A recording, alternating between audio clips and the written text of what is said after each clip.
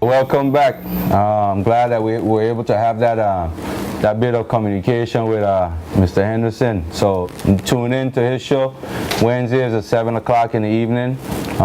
Ladies and gentlemen, if you have kids out there that want to be a part of the show, you know, sometimes it's nice to be able to have them out there, to be able to communicate, you know, talk about some of the struggles that they're going through. We know kids are under a lot of pressure, but some of us also feel that, you know, if kids come from good home and parents are working really hard, the only pressure they should have is the pressure of learning. Get up and go learn.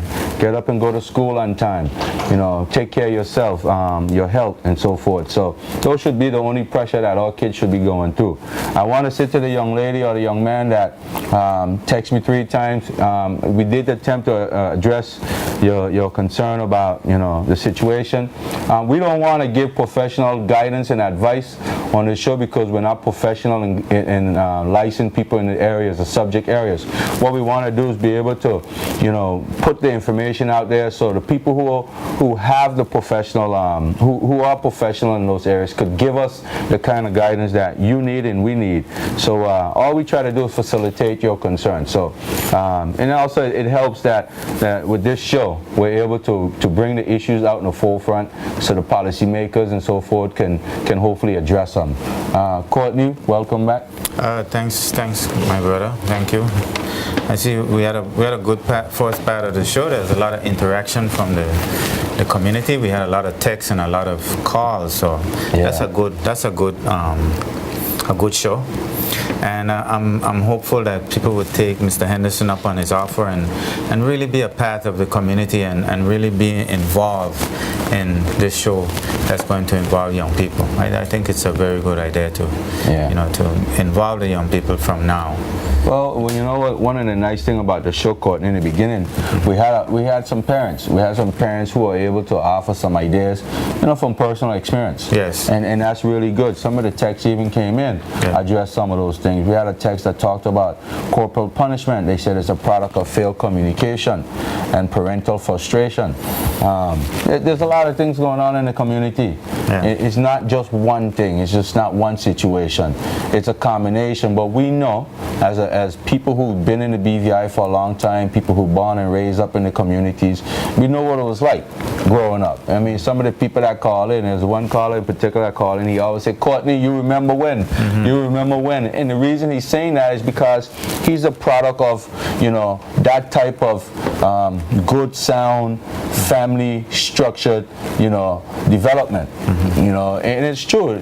I think sometimes, you know, when you look around the neighborhood, you know, you don't recognize anybody. The minister himself, just recently, Dr. Kedrick Pickering, he said, you know, when you look at Willard Whitley, he said, just go and look at the names there. They're not all the same names anymore. There's a combination, and he's right. I did a workshop over the summer, you know, up there where I try to go and talk to the youths. I'm up there.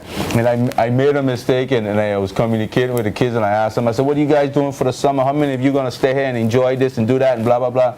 And all the kids said, no, I got home. And I said, well, where's home? St. Vincent, St. Kitts, Dominica, Grenada. I was 90% of the class.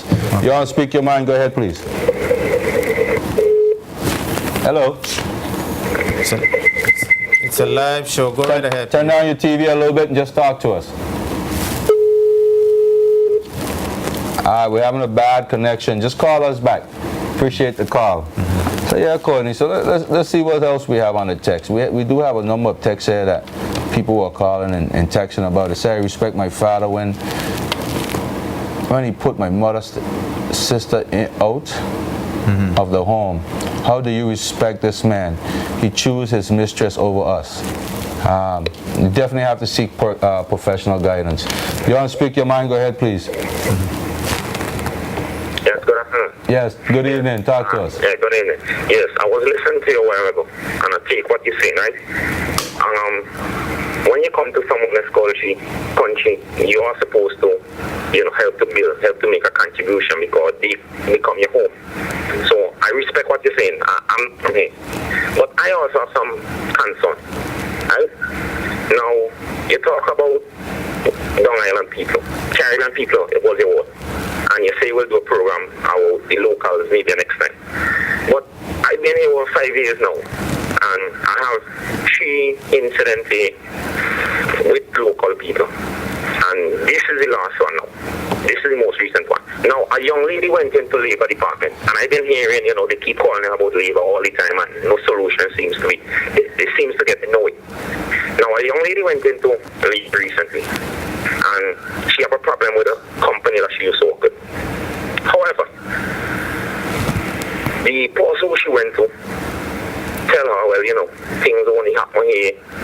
It depends on who you know. And because you look good, I will do this for you.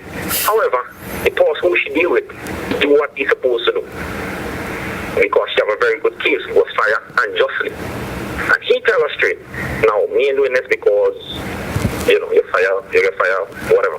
He doing this because he like her. However, he do what he do.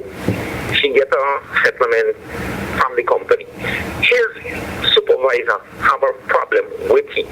One, the supervisor tell him leave that alone, which is wherever case the young lady put forward. She tell him leave that alone. But he go ahead now. His only reason for going ahead and pushing this through is because he like the young lady. So what about other people now who go there, get fired discharge from the work and safely, and because they don't look good, what happened to them? Why are we having these things? These things can't help to build a society. These things help to build down your society. These things cause frustration. It causes crime. It causes a whole factor of things. Same as what you said. You want people to come in, we pay our tax, respect the laws of the country, help to build the country, respect everything, while the local people who is in power is exploiting and using they against the Long Island people. That's not right. Not because the young lady look good. You is going to do, he go all out to make he get a settlement. And in Labor Department now, they are not happy.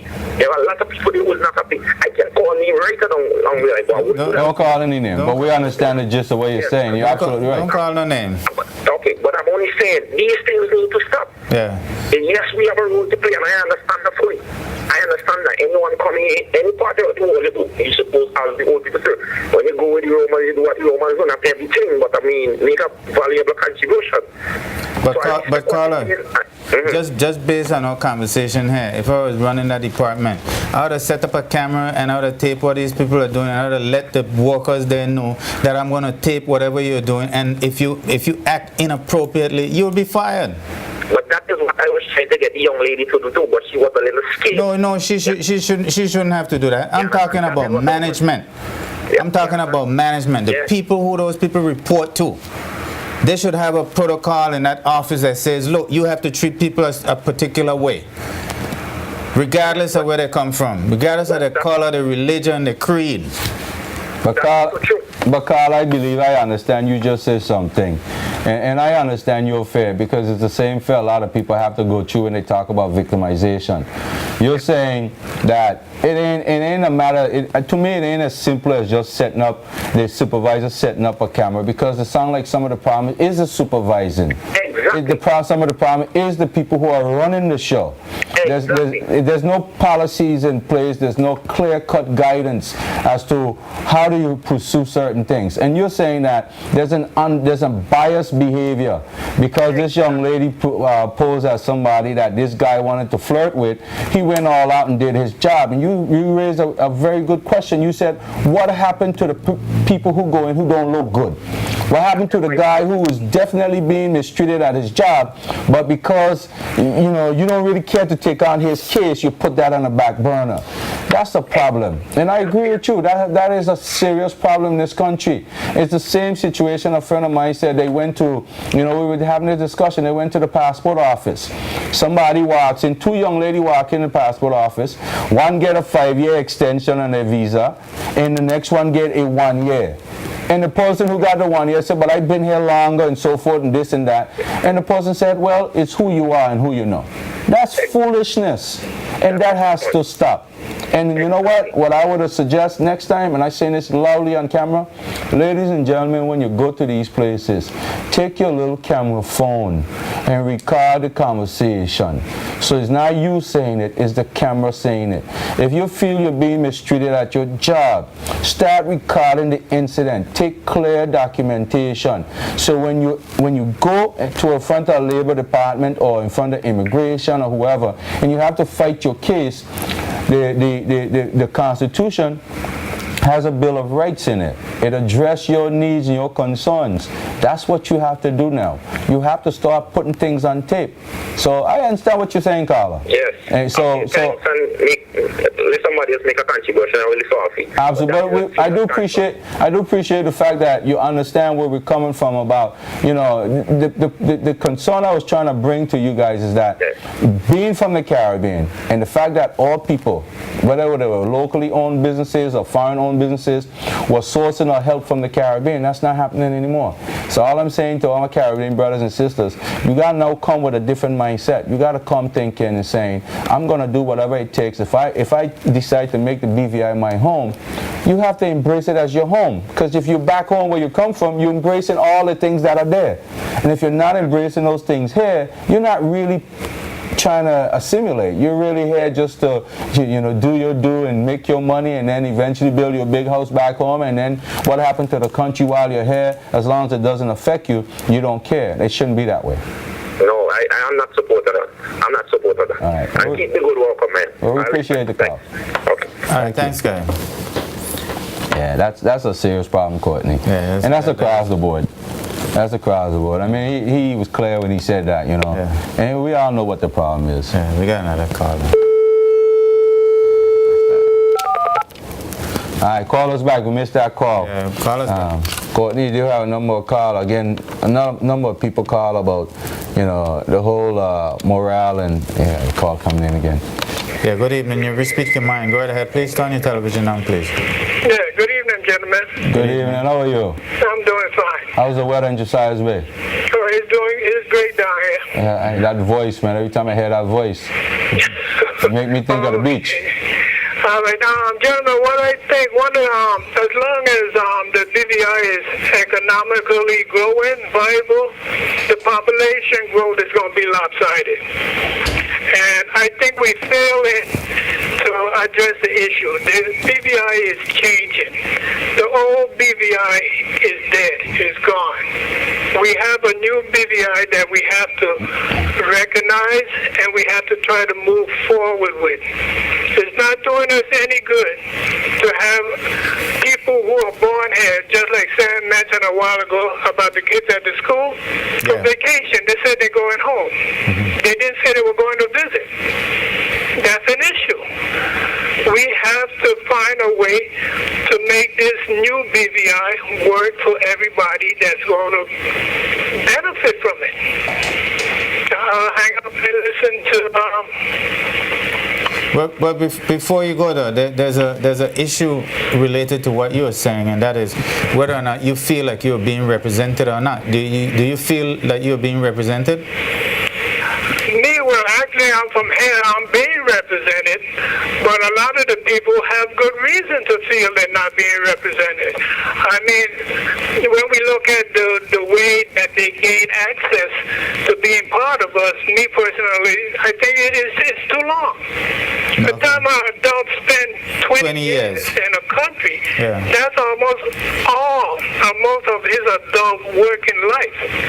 And if he has to wait that long just to get on a list, I think we may need to revisit that. So you might be in favor of something like a blue card, green card type situation? I'm in favor of anything that once we recognize that people are here to help us and people has made this their new home, I'm in favor of anything that will speed up the process. But you're also aware that what you're saying is tied to some other form of arrangement with the British government than what we presently have. I agree with that, but sometimes we let the British government dictate too much to us. Okay. Sometimes I believe we have to take the position. Let us not wait for them always to bring some kind of protocol, some kind of letter. While we're here, we have issues and problems. We should be drafting our proposal. We should be looking into things that concern us and taking it to them. Okay. Exactly. And just one quick point, not only taking it to them, maybe we need to get the assistance of an outside body. Okay. I mean, you have the UN saying that we have a right to self-determination.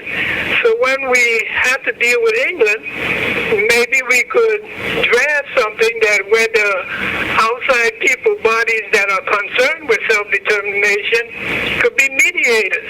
And therefore the UK can't get all of what they want and we get nothing of what we need. Carla, that's a good point you're making. You know, I don't think we have anybody that goes to any of those meetings on our behalf. So maybe you and I should get together and go. Well, Carl, also, I'm just going to put my little spin on it. You also have to have leadership, representation that's speaking the tone that you're speaking. In order to have any representation, if you have anybody that's helping to move the country forward, but they're not willing to engage the people in the perspectives, they're not willing to sit down and say, let's start talking to people about independence. Let's start talking to people about self-determination. Let's start talking to people about other relationship, developing other relationship. If you're not willing to do that, if you're not setting the tone in that manner, then what you're saying is exactly what it is. We're not going to go anywhere because leadership have to set that tone in order for the UK to say this is what the people obviously is looking for, because you're bringing it. You must be bringing it on behalf of the people. But if the talk is no talk at all, then that's exactly what they're reading. There's no talk. There's no discussion. There's no hint. It's like I guess one of the reporters asked the new minister if there's any agenda to review the protocol. He says no. You would have thought that the premier maybe would have said, well, maybe there are some consideration to review the protocol, because A, we may need to be a little bit more lax on this or lax on that. B, because we, as a growing society, we might need to be able to source finance for a major development elsewhere, and we believe that, what I'm saying, the conversation is being behind closed door, so therefore the tone is not being set. True that. I just want to make this point. Sam, I believe that since I came home, there are a lot of capable people here. We have to find a way to get these people to come forward and use whatever expertise or whatever knowledge they have. I mean, we're not locked in to the same leadership. We do have the power of the vote. Well, let me tell you, the only way you're going to get capable people to come forward is when more and more of our people are independent doers. When we become independent doers and we're not dependent on systems, we're not dependent on government, we're not dependent on politicians, you're going to find more and more people, you'll be able to engage them more. And the conversation is going to be, well, I believe we should do this. And they won't be afraid to say to a politician or whoever. And until we get to that point, that's the maturity that we're striving for. When the general population, when it's more of us who are doers for ourselves, then you're going to find more of that conversation. Yes, sure. And before I hang up, I believe in the BVI and I believe in the people. Well, I believe in it too. We'll work it out. I believe in it too. Okay, Thank you so much. Thank you very much for your call. Sam, we definitely had a good dialogue there going. And he made his point, that he think it's too long to wait for citizenship for 20 years, and maybe something that we should look at some point. Well, I can't say I agree with him. I think it's a process. The process should be clear. If the process is 20 years, then that's what it is. I mean, some countries don't even want to give you citizenship. I think it should. You could buy citizenship. You could buy citizenship. Yeah, there's some countries in the Caribbean doing that right now. Yeah, if you have a couple $100,000, you could buy it. Courtney, we got to read this text. We need somebody from government to come to North Sound. We need more docks. The hotels and resorts are taking up the dock space at late night, and the locals don't have any place to put their boat after the day. Can we fix this and fast? Say a voter. Says a voter. That's somebody who makes an X at the polls. Carla, obviously you're watching. There's 4 at-large candidates. 4. One of them is the premier. Plus a district representative. You need to start. Get all the boat owners. Please, listen, you got to be proactive. It ain't just proactive in sending a text to the Speak Your Mind show. We're glad that you bring it. We're going to help you, guide you in this process. Get all the boat owners that are being affected and call each and every one of them 3 to 4 times a day. Their numbers should be public. They are representative of the people. Obviously, big business is always in front. Obviously. But guess what? You have a voice. The big business can't vote. You can. Use a voter. Get those boat owners who are being affected. Call. Right. That's what you got to do. Get proactive. And Courtney, the caller just now, it's something that the caller said, that I really had to touch on. And he's right. We have a lot of people in the community who one by one now, they're starting to speak out. And if you look at those people, you look at, who they are. They're people who basically are trying to do things for themselves. They're independent thinkers, they're independent doers, they're independent operators, and they're not necessarily people who are just sitting around hoping that, we can get a $50 million contract or expansion of the airport just to get a job. They're creators, you know what I mean? They're job creators, they look for opportunities elsewhere, and they develop and build themselves. And those people are always willing to engage in a conversation. But the people who got to sit around, that's why, sometimes when I look at the general order that civil servant has to live by, you see it when you're a small person, you don't have any voice. Some people use that to control your behavior, to use it to control your mindset. You're a free thinker, but you can't think like a free thinker because you're controlled by this set of doctrine. But then the people who are tasked with enforcing that doctrine are the ones breaking it. Yeah. Who's watching over them? Who's supervising them? They have a supervisor. Who's that? The governor. And when you complain to the governor, what do you get? You get response. It's a shame. It's a shame. All government phones in Virgin Gorda have been malfunctioning for months and months on end. There's a text that come in. I hope that someone that works with information. Government phone out of order. Yeah. You can't get through. Yeah. Call Tatola 494-3701. 494-3701. That's the Tatola government switchboard number. Ask for any department. Call them. The government have a new website as well. A really nice website. You can actually go on that site. I can't remember. Please, if anybody watching and you know the government website address, I think it's bvi.gov.vg. I think it's bvi.gov.vg. When you open up that site, check it, double check it for me and let us know. bvi.gov.vg. They revamped it. When you open it up, you have all the ministers them on one side, and it tells you about their portfolios. Good evening, you're Speak Your Mind. Go right ahead, please. Hello. Yes, good evening. Good evening. How are you? I'm fine. I'd just like to ask one question. I've been going to Well Bay for a lot of years. It's Small Beach over there. And they closed off the regular way we used to go in. I understand they closed the gate, and they said they made a road for us to get to the beach, a walkway. Okay. We have to park outside on the street and walk in. But when I walked down that road, it led me from the dirt straight into the water.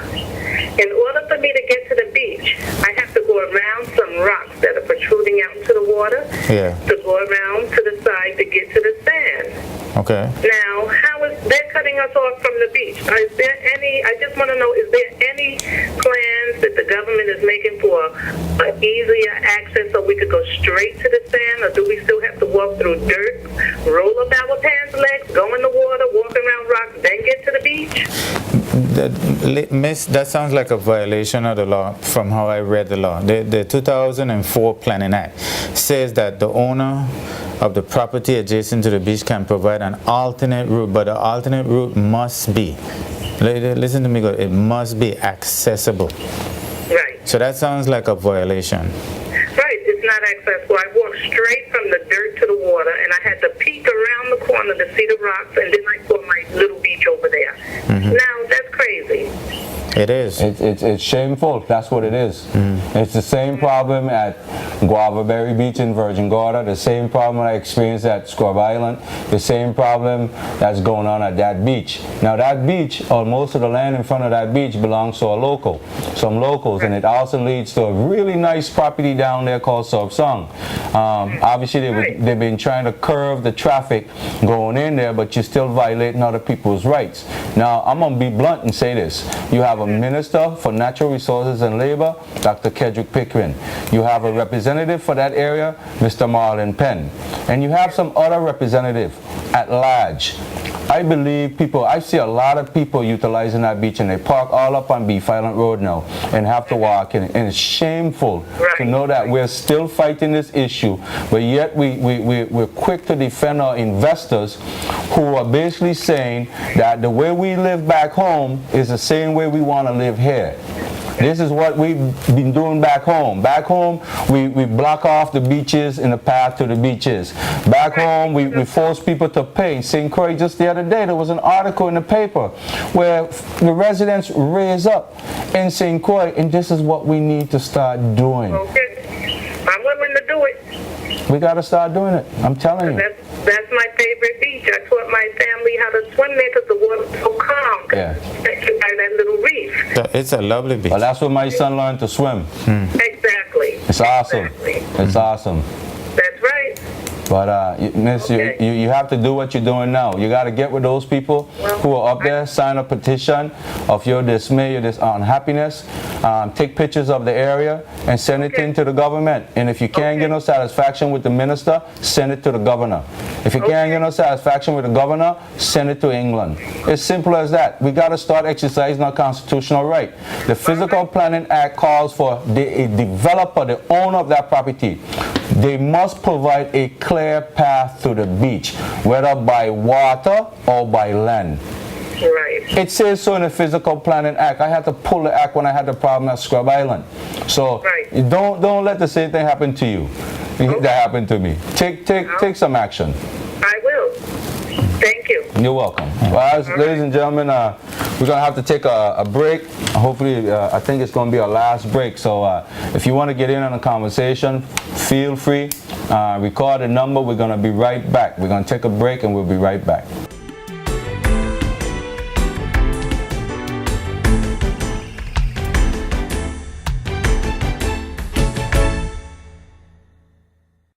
Yo, you ain't checking for me no more, man. What going on? Girl, you're right, man. Things rough right now and ain't getting no better. I gotta cut back how things so expensive. Wait, you ain't hear Digicel giving away some serious credit? With Digicel, when you top up by $15, you will get $100 free credit. I mean, that's 100 anytime Digicel minutes, free chat all weekend long to your Digicel friends, and unlimited text to any network. Wow!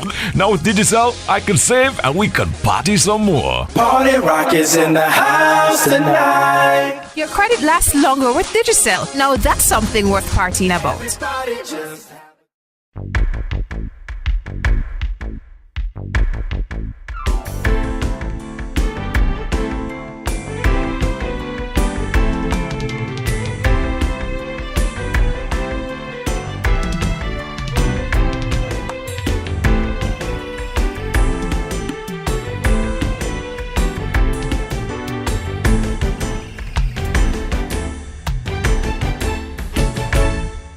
All right, so welcome back.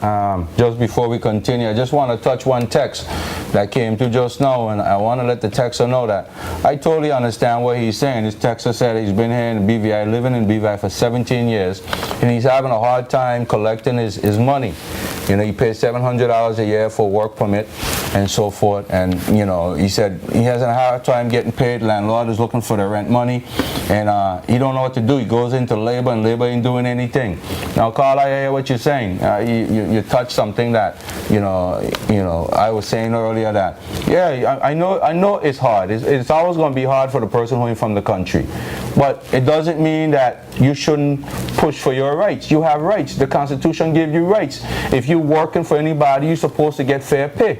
And if the Labor Department ain't doing their job, sue the Labor Department, you know, write the governor and so forth. The governor is responsible for all of these departments. All representatives here are just managers. That's what they are. They're just managers for the governor. The governor runs the whole show. If you have a problem with somebody in the country and they ain't paying you, you go to the Labor Department, you're not getting anything resolved, and you can't do anything about it, call the governor's office, make an appointment, get with other people. Get with other people that are having the same problem. The more people that come in front of the situation, the quicker you can get resolved. Otherwise, you're going to continue to be somebody that's constantly saying, look at what's happening to me. You don't have to feel because you ain't from here, you don't have rights. And that's not what I was saying earlier. You have rights. All I'm saying is that the people who are here, who come in and doing well, do whatever you can do to help the country while you're helping yourself. If you're having a hard time collecting your money, do what's necessary. Yeah, good evening. You have reached Speak Your Mind. Go ahead, please. Good evening. How are you? The opening remarks are well analyzed, well delivered, and right on target. Thank you. Well, thank you so much. I have been saying for decades that there's enough here to go around, and we are happy that the Lord has blessed us, so that now we can return the favor of hosting migrant workers with mutually rewarding results. But a big contributing factor to the growing tensions between host and guest is a lack of respect, at least that's what I see, displayed among many guests. Thankfully, not all, many, but not all. Some guests feel it's okay to insult Virgin Islanders and the territory. The very place, as you often point out, Sam, that's providing a better standard of living for many who come. But when locals push back on such rudeness, the hue and cry goes up. Suddenly, Virgin Islanders are portrayed as abusing their guests. Yet I've always known respect to be a two-way street. Of course, so much comes down to individual character and basic home training, which generally stays with a person wherever in the world he or she goes. Yes, Sam? Yeah, I agree. I also maintain that while there is mutual benefit in willingly sharing what's commonly perceived as our wealth, Virgin Islanders need to stay firmly in control of their place and not roll over at the first sign of protest. Other nationals who come to live among us usually come with a very strong sense of national pride. Yes. Our own national pride, which is only just taken off thanks to visionary leaders, will better help locals to assert themselves respectfully but unmistakably. There isn't a place in the world, Sam, that does not look out for its nationals first, and our respective governments need not be apologizing for doing so. Yeah. No, Carl, I totally agree with you, 300%. And the only way I'm going to differ from you, from a little bit of what you're saying, is that we have, I think, yes, a very sound government. I think the vision of the Minister of Education, the whole book concept of the book, introducing financial services, I want to see more of that. What I don't support is where the minister, which I'm not going to take what he said out of context. I'm not going to do that. All I'm saying is that as the Minister for Labor and the minister who's deputy premier, I ain't getting in front of nobody and saying, just BVI Islanders, you should now recognize that 70% of our people are from foreign, and we should do whatever it takes to embrace them. I think we've already done that. We've been doing that. What we should be preaching now is that foreigners, when you come and live among us, you should come with a sense of pride for the BVI and respect for the BVI. And what is your agenda? Most people that come here, their agenda is, like you said, to better themselves, to take care of the situation back home. Otherwise, if things were so good at home, you wouldn't be here. Ain't nobody gonna leave gold for, whatever somewhere else. You're not going to do that. You're going to stay where you are. So if it's so much better, you won't come here. And when you come, when you migrate to any place, I live in the States for a long time. No matter my situation with America right now, I ain't pulling down America just because I had a problem. And I fought with people who weren't American, and I used to fight with my Caribbean brothers and sisters and tell them, if you got a problem with the country, leave it. Right, right. I said it. I said it before. I fought with a guy from Arabia many times. He and I used to sell cars together. The guy was bigger than me, and we fought. We didn't physically fight, but we exchanged words. And I said, "You got a problem. America is what's feeding you. It's taking care of you. It's helping you to take care of your family. Brother, all you could do is contribute positively. If you got something negative about your environment, you ain't gonna do nothing positive." And that's all I'm saying. I am not trying to kill my brothers and sisters from the Caribbean, but my whole focus was that there's a change in the tide. And right now, employers, most of our employment are now run by foreigners.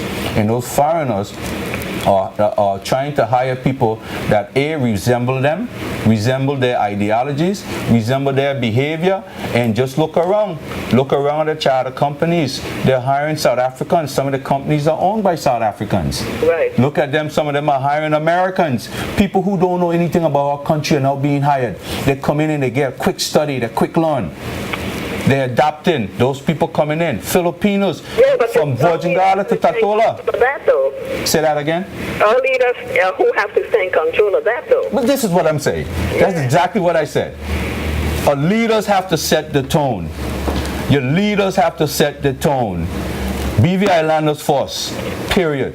I ain't trying to hurt nobody. My father was from Antigua. BV Islanders first. Then everybody else fill in the gap.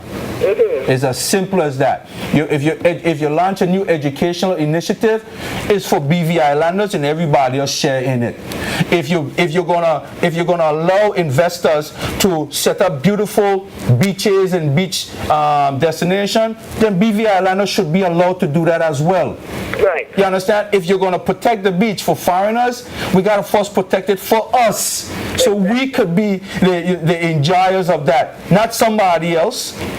How you going to treat people better from outside better than you're treating yourself or your own people? It's wrong. We have to lean on the leaders, because if we don't, then the change may be brought against us. Good. Well, let's do that together.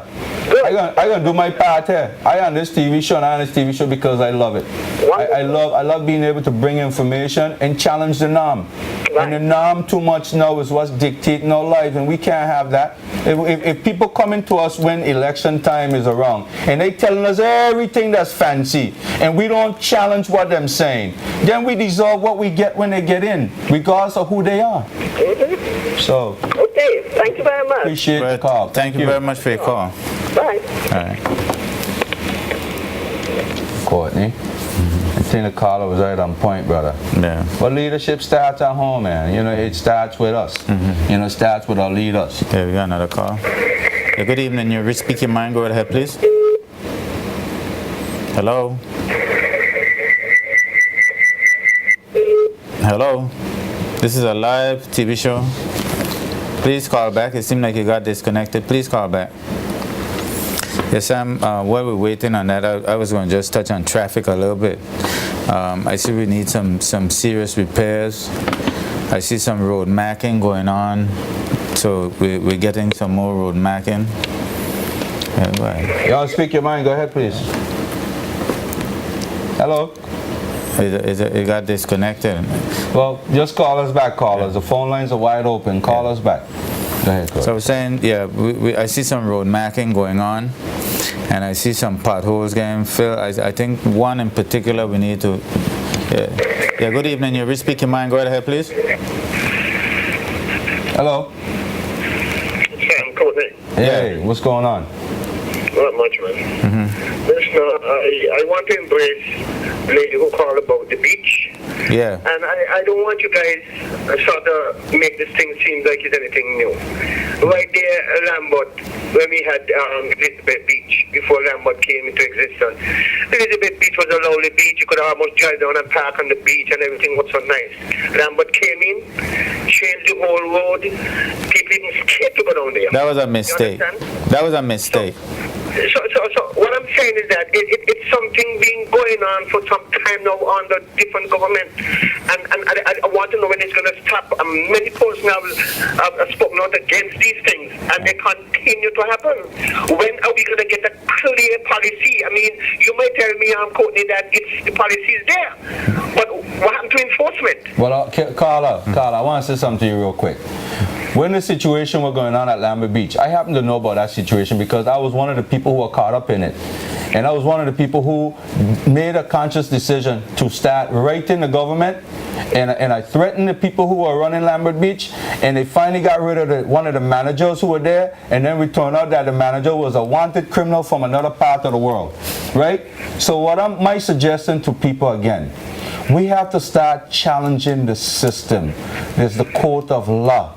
We have a constitution that gives us certain rights. Understand your rights, and if your rights are being violated, use the constitution as your guide.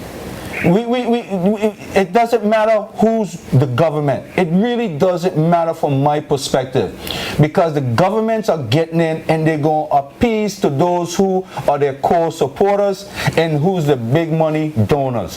Period. Interestingly, you make reference to write to the governor or speak to the governor or whatever it is. Interestingly, you said that because I know there are a number of persons in this community who have had issues that they had to take up with the governor, and until this day, nothing has been justified, brother. You know, so you wonder sometimes when you take certain recourse, whether or not it could be handled. But it seems like at times, even with the governor, you're ignored. You know, you have matters that you go before the governor, the legitimate stuff. And nothing happens. It's almost like, hey, why you? And let me just say this, you know, in relation to the whole government system. A lot of times we come out hard on the politicians, on the ministers of government, on government. But trust me, every part of the government sector, there are persons who have sole responsibility for what area it is. Whether it be water and sewage, whether it be electricity corporation, there are persons who are responsible. And when they do, the community, the injustice of the community, everybody talk about the government. The government have done what they're supposed to do, put laws and policies in place. But it's a systemic something, whereby persons who have the authority, who are in charge, basically just abuse the system. But what I was referring to earlier, though, is that when you have systems like that being abused, the measures that can be put in place to stop that from happening. Okay, there are things that I know of that can be done to screen employees to ensure that they don't have deviant behavior and deviant behavior towards the public, because you have policies in place that say, look, you must behave in this manner. You must do this, and you must do this, and you must do this. There are a lot of departments that I know that have a thing called a charter. And the charter says I must answer the phone by so many rings. I must treat the employees with due care. And, a whole list of things. But if you don't take actions to ensure that the employees I'll give you a good example. You run a business. If you run a business and you want your employees to be a particular quality, you have to have quality control. If you don't have quality control, your employees will do whatever they feel like. And we have to move away from this, this mold that we've been working with for the last 20 years. We have to have a modern society. And we have to behave as if we are a modern society. You take a place at the passport office. You go there to conduct business. And when you get there, somebody in the front desk is talking to as if, and you think that really hurts me, man. Most of these people are really young people who you can be the father, maybe grandfather. And they just hand you like your little boy, man. And government is claiming they're doing, they put so much into the system to make it a better system. But I don't know if it's working. Because every time somebody can go to whatever government department, they can have some complaint. People in government show them that treat you professionally. They treat you like that. It's almost as if their business, and even in your own business, you wouldn't want to conduct business like that because it will send your business out of the ground. Well, I'll tell you something. And the minister was saying, or people have been saying in general that, you know, we want to be careful what we say on the air. We want to be careful how we say things because the rest of the world is watching us. You know, the standard in the BVI is so high that we got to be so careful. We can't criticize systems that are unjust. My friend, I beg a differ. I think at some point it's going to come to that, you know. People are going to start putting things on the World Wide Web. They're going to start embarrassing us. If politicians go in the House and they want to disrespect one another, that will be known. So therefore, if the embarrassment in itself doesn't correct the situation, then there's no help for us. So we can't continue to just think that it's normal for us to be disrespected in government office when we should be getting professional service. There's a standard. They have to live up to it. And if they ain't living up to it, there should be some clear guideline as to how we could get the problem rectified. If the governor can't deal with it, there's something wrong, because that's the governor. He's supposed to be neutral. He's supposed to be the guy that, you know, you could take your complaints to, and he's supposed to have a clear and a fair air. And I agree with you now that I've wrote letters to the governor with situation. I've sent him tapes. I've sent him recordings, and sure enough, I didn't get any response, but I did get something back from whoever, you know, other people in other government departments saying, oh, blah, blah, blah. But you can't give up. You can't give up. The system is changing, whether we like it or not. There's more and more people who are now coming in with an attitude that if you do me wrong, I can do whatever it takes to rectify the situation. When I say that, I mean if I got to go to the governor, I go above the governor, or if I have to take it to court, they are doing what they have to do now to rectify the problem. So, ladies and gentlemen, I've said enough. It's Saturday night. I'm so grateful that many of you tune in. I realize that we have a cross set of people, and we really appreciate that. We got the older people, we got young people, we got in-between people, we got Caribbean people. I never said Down Island people. I said Caribbean people, and that's what we are. We're all Caribbean people, and we got locals, we got people from the BVI, we got black, we got white. We appreciate that, and what we want, what we strive, what I strive to do, and I know what Courtney strive to do.